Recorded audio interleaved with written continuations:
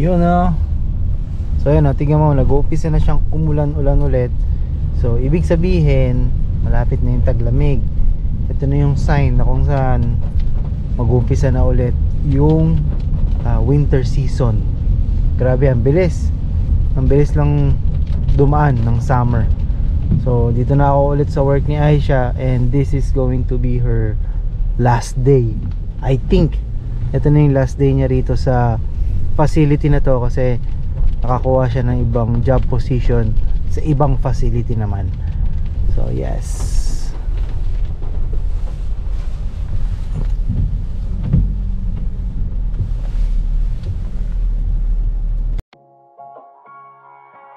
Welcome back po dito sa Buhay Canada. I'll just talk to them, okay? Can you turn that on? Buhay natin sa Winnipeg, Manitoba. So makitrip at makitravel dito sa amin sa Buhay Canada. So right here, Norwich Mountain. Pinalik ng turning over. So a good shout out to Ricky Mechanic, kanyang may bahay na si Rizalina Dirac, and yung kanilang anak na si Chloe Liza Dirac. Ricky Mechanic is been always commenting on this video. So maraming salamat sa pag-comment. Yan.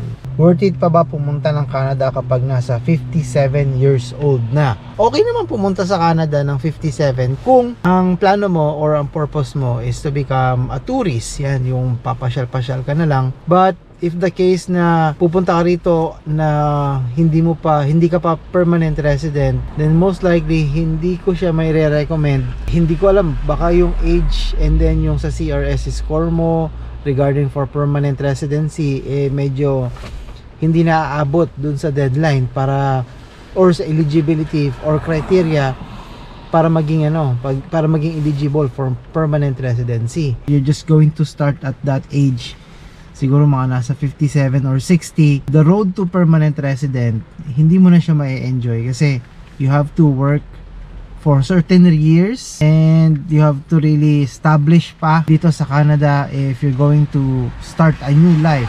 Hindi ko nasasabing worth it, pero hindi ko na siya masasabing okay pa rin sa edad na yon, or yung magbugol ka pa lang to become a permanent resident. Pero if you're 57 or 60 at maglaland ka rito sa Canada as permanent resident na kagad, yan, pwede pang pumalagyan, pwede pang mas okay pa yan, mas ma-enjoy mo pa yung benefits ng Canada. Or kung sakasakaling meron kang mga anak na nandito at sila yung magpapapunta sa iyo, or mapapay-sponsoran kanila for the parent sponsorship, yan, pwede yan. Okay, so while waiting here kay Aisha, I'm trying to prepare something for you regarding dun sa bagong express entry program nila. Right now, there is a new thing na meron akong nabasa kanina, meron dun bago regarding sa pagkukuha nila ng mga invitation to apply. Meron na siyang mga category. Oh, my coworker, yeah. Sugar Bros? Yes, from my coworker. Oh. Diba? So technically last day mo today. Yes, I think so. Uulan. Yes, I think. Hindi ka ba naiyak? Hindi naman, pero it's like my first home, my one of my blessings as a nurse. Oh, last day mo today. At least nakakuha na ako ng position na days evening, di ba? Congratulations. Pero wala pa yung schedule mo. Wala pa. That's why I said. And then, like, everyone in there was like, nagbibigay sila ng speech. Sabi ko, wow, may pa-speech kayo. May speech talaga sila. Totoo ba? Nag-i-speech yeah, like, sila? sasabi sila because I'm thanking everyone. Ate, kuya, thanks for everything. Thanks for, like, lahat ng ano. Sabi nga, ano ka ba? Ikaw, you are, like, malaki kang kawalan sa amin. Sabi niya, because you're really helping us. No one, like, hindi lahat ng nurse ginagawa yan. Oh. I'm kakatouch. So meron kang ambag. Oh, 'di ba? At least you make a difference, 'di ba? Don't cry. No crying. Kakatuwa naman. I know, right? Andiyan si Cathy, wala. Mamaya pala magkita pala kayo. Diba? Oh yeah. This coming sa Caldacay. Oh, let's go na. Okay guys, dito kami ngayon sa Eyelashes sinama namin si Aisha, kasama ko si Arian, nandun siya sa likod. Kasi nga pupunta siya bukas sa Toronto. I-meet up niya si Eve, si Rafi, tapos yung mga classmate niya sa UARM. So siya lang yung pupunta doon. Magmi-meet time daw siya, si Aisha, sa Toronto. So today, share ko sa inyo yung history, nabanggit ko sa inyo kanina. Share ko sa inyo yung history ng immigration dito sa Canada since na nag-start kaming pumunta rito. So ako, we started here na mag-process ng papers sa Canada after the graduation. So that was 2007. So after 3 years naming binuno yung work experience, kasi dati dapat kailangan may active work experience ka rito, and that is the time also na nag-start pa lang or nagpa-pilot sila ng program regarding dito sa express entry. Dati kasi before 2007 or 2003, kapag may kamag-anak ka dito sa Canada, you can sponsor them through provincial nominee, through family sponsorship. So that sponsorship, tinanggal na nila yon, binago nila yon na naging express entry na nagkaroon ng point system. Bakit nila binago yon? Kasi na-reach na ng, by that time kasi with the provincial nominee program, dumating na yung point na sobrang dami ng mga kamag-anak na pumunta na rito sa Manitoba, and na-reach na nila yung goal nila to migrate those family sponsorship or yung family members. So way back in 2007, we started yung aming application ni Aisha. 2010, after nung work experience has been gained, we applied for that provincial nominee sa family sponsorship. Yun yung, I think that is the last family sponsorship dito sa Manitoba that time. Doon kami nakapasok. Transitioning in 2012, doon na-approve yung aming application, pero with the mix of express entry program. So doon na lumabas yung IELTS, yung mga education credential assessment, pero by that time wala pa yon sa amin. Transitioning pa lang siya sa education credential assessment. Yung naabutan lang namin is yung start to have a English proficiency exam. So yun yung sa amin. So by that time, in between 2013 to 2015, yan yung pinaka last batch ng provincial nominee program through family sponsorship dito sa Manitoba. So pagdating naman ng 2016 to 2018, diyan naman naglabasan or nag-launch naman yung immigration program when it comes to skilled workers, through to the base of LAMIA. Yung mga employers pwede silang mag-hire ng trabahador outside Canada. So diyan pumasok yung mga program like the AIP, the Atlantic Immigration Pilot Program, RNIP, the Rural Northern Immigration Pilot Program, at yung SINP. Ayan, maraming nakapunta sa Saskatchewan regarding on to this program in between 2016 and 2018, in which ang kailangan lang nila is magkaroon ng employer to support their application. And ang maganda pa nun is that that program was introduced na after ng application through that provincial nominee is diretso permanent resident na. So yun yung isa sa magandang program, kaya maraming mga Pilipino rin ang naka-migrate sa Canada na landed na PR na after 6 months kasi nga doon sa program na yon. Bakit nila nilaunch yung program na yon? Kasi dumadami yung mga immigrants that time na pumupunta sa mga iba't ibang lugar, and kailangan nila na mas maraming worker because of the economic or the population is growing in some areas. So some of us, like our community, sa Filipino community, doon na nagbo-boom. And same thing as with other nationality, nandiyan na rin pumasok yung mga refugee. So meaning mas maraming immigrant yung kailangan nila by that year, kaya nila nilaunch yung program ng mga immigration pilot, in which hindi naman sila nabigo kasi marami talaga ang naging PR that time. So tapos noon in 2019, diyan naman nagkaroon ng pag-asa yung mga ibang mga Pilipino or mga ibang immigrants to work on the international student pathway. Kasi by that time din, between 2018 to 2019, the international student pathway, meron silang lusot para sa provincial nominee program to become a permanent resident. So marami sa mga Pilipino, ang yun ang tinake advantage by that year, and marami rin nakapasok kasi meron mga talagang naging permanent resident, lalong-lalo na yung student pathway na may kasamang open work permit, and then within 6 months na nandoon ka sa certain province na yun, you can apply for the provincial nominee program for open work permit. And then after that, mas naging boom pa yung international student kasi in that year, in between 2019 to 2020, diyan na pumasok yung pandemic. Sa pandemic naman, mas tinake advantage ng mga mas marami sa atin na pumasok doon sa pathway na yun. Kasi yun yung pinakamabilis. Yes, yun yung pinakamabilis na paraan para makapasok ng Canada, especially yung malapit ng mag-close or yung malapit mag-close ng mga borders or hindi na sila mag-accept ng mga pumapasok sa Canada due to pandemic.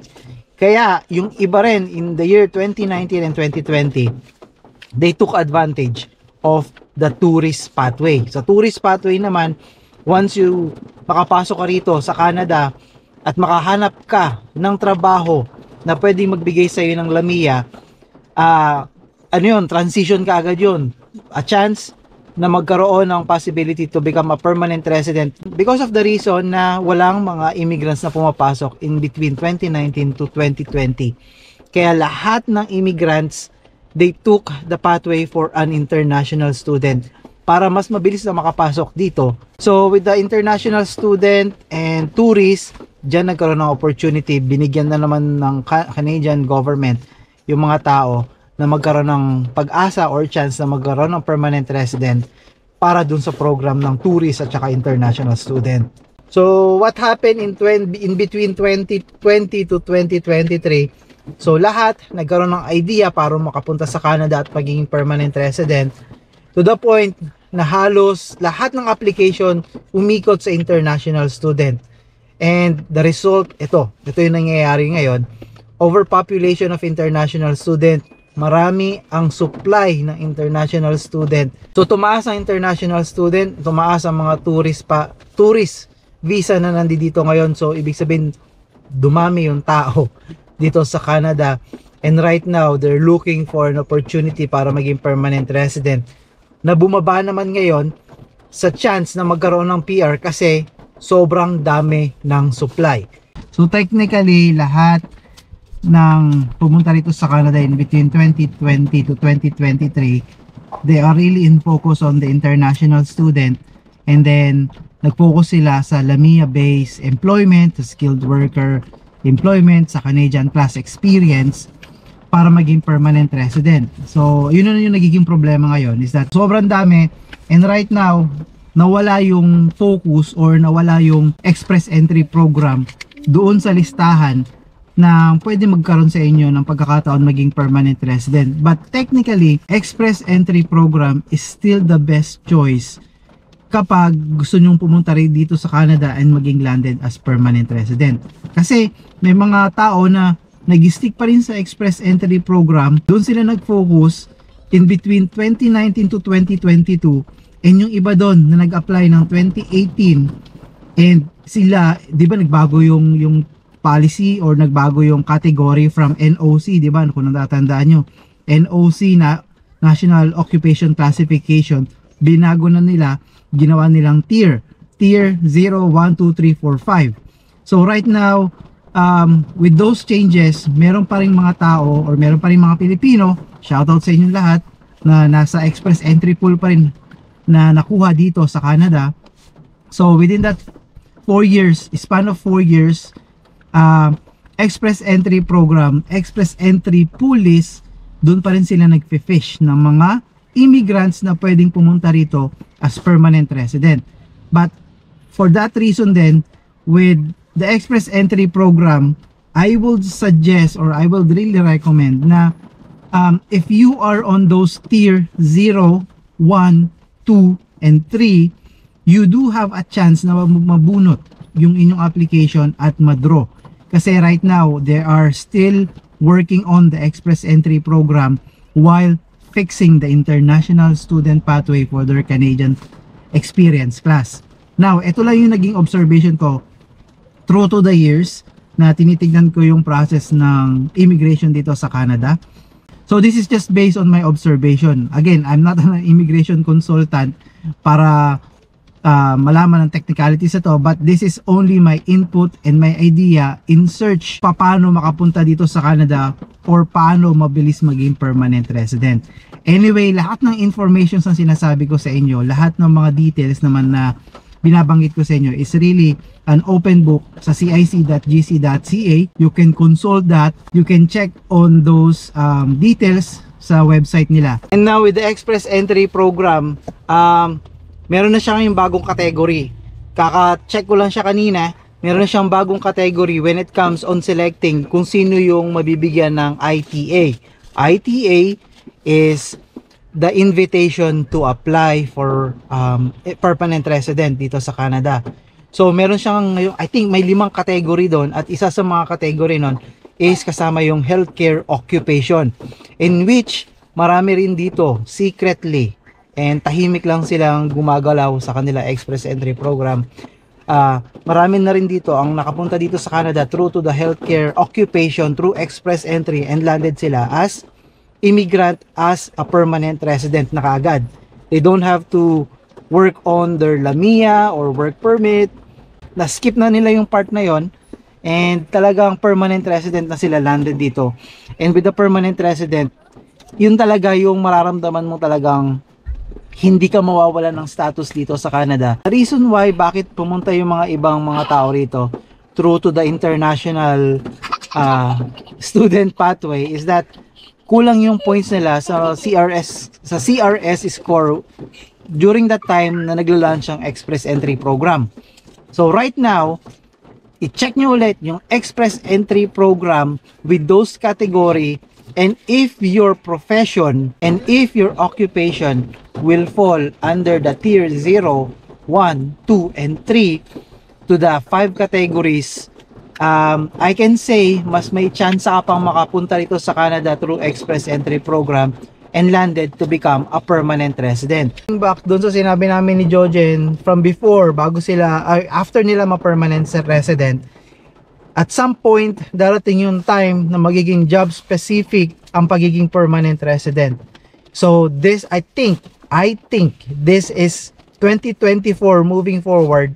Ito na yung sinasabi na job specific pathway na ang pwedeng magpa-PR sa inyo dito sa Canada, or pwedeng magpa-permanent resident sa inyo dito sa Canada. Bakit magiging job specific? Because some certain province dito sa Canada, they are needing a specific profession in order to contribute to their economic growth. So iba't ibang province, may kanya-kanya silang needs.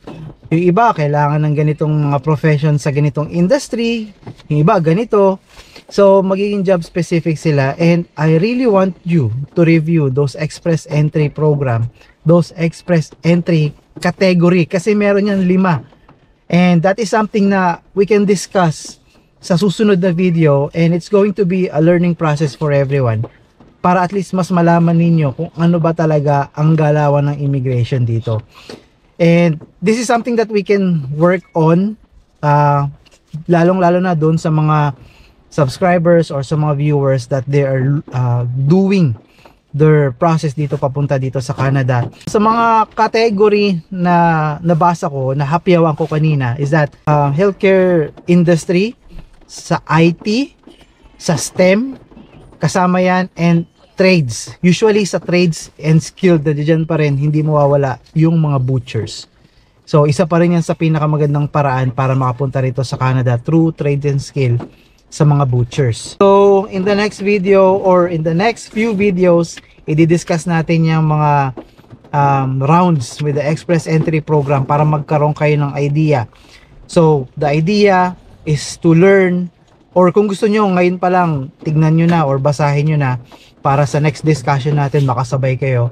Learn the Federal Skilled Worker, tapos yung Canadian Class Experience, and the Provincial Nominee Program, kasi may mga bago silang category na nilabas sa cic.gc.ca. Kung nagbabasa kayo or you're really trying to update kung ano yung mga bago. So yun yung nangyayari ngayon. And syempre, comment down below. Try to share your inputs, and at least mas maganda, mas marami tayong mga inputs para at least tulungan tayo dito sa mga pagpaprocess ng permanent resident. Kasi right now talaga, sobrang hirap maging permanent resident dito ngayon sa Canada. This is something na after 10 years, they're trying to modify, they're trying to be more specific doon sa mga job entries nila, and the provinces are trying to look for a specific job na pwedeng mag-contribute sa economic growth of each province dito sa Canada. So, yan lang muna siguro sa ngayon, habang inaantay ko pa rin si Aisha rito. And sana meron kayong mga natutunan dito. Sana yung effort na ginagawa natin dito is magbunga, and try to work on, lalong-lalo na yung mga nandito pa rin nag-i-struggle para makakuha ng permanent resident. And huwag nyo pong paabutin ng until 2025 yung mga process na yan. Try to look for an opportunity, kasi right now I can say maybe somewhere in February or March, baka tanggalin na rin yung pagbibigay ng LAMIA or magkaroon ng mas mahigpit na process para sa mga international student and sa mga tourists na nandito sa Canada na naghahanap pa rin ng trabaho. Hard work lang talaga sa paghahanap ng mga employer na may LAMIA, kasi meron ako isang katrabaho. Nakakuha rin sila ng LAMIA rito sa Manitoba, but they need to drive at least 2 hours away from the city para dun magtrabaho. Ang nakuha nilang trabaho is sa superstore or basta sa isang malaking company or sa isang convenience store na supervisory level and managerial. I think that's managerial and supervisory level. And kapag sa tourist kasi, pag kinonvert mo yan, it will take another 3 years to become a permanent resident. So, yun lang. So, huwag kayo mawala ng pag-asa. Hanapan natin ng paraan para makapunta kayo dito sa Canada, or magkaroon kayo ng idea para makapunta dito sa Canada. If there's a will, there's a way. Yan. Always try to think. Always have those high hopes with less expectation para hindi ka masyadong magdamdam or hindi ka ma-depress or hindi ka mawalan lalo ng pag-asa, dahil lahat yan timingan. Everyone has its own timing, everyone has its own opportunity.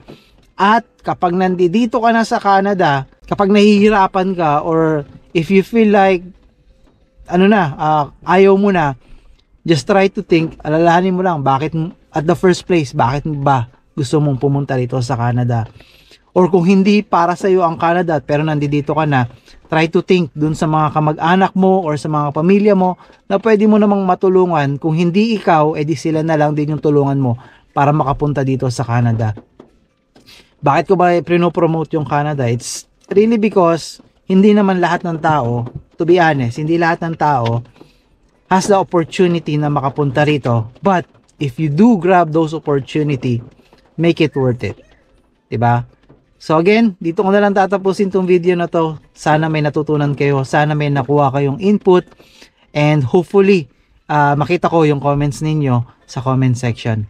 And once again, makitip, makitrip at makitravel dito sa buhay sa Canada, and we'll see you on to the next one. Nagpahinga ka ron? Hindi. And then, napawaks ako. Nang? Pawaks ako ng face. Nagpawaks ako ng kilay. Nagpawaks ako ng lips. Oh. So, dalaga nga. Dalaga nga. May time ka. May time. Yeah. Thank you. Beautiful na. Beautiful. Na ako. Ayos. Ready ka na? Ready. Let's go. Sabi ko, aabot to sa trip ko sa Sabi niya, saan? Yeah. Aabot trip mo sa sa Tuesday kasi may trip kami ng pamilya ko, sabi ko. Oh. Yeah, of course dear, sabi niya. Ayos. Saan na tayo? Siyempre uwi na.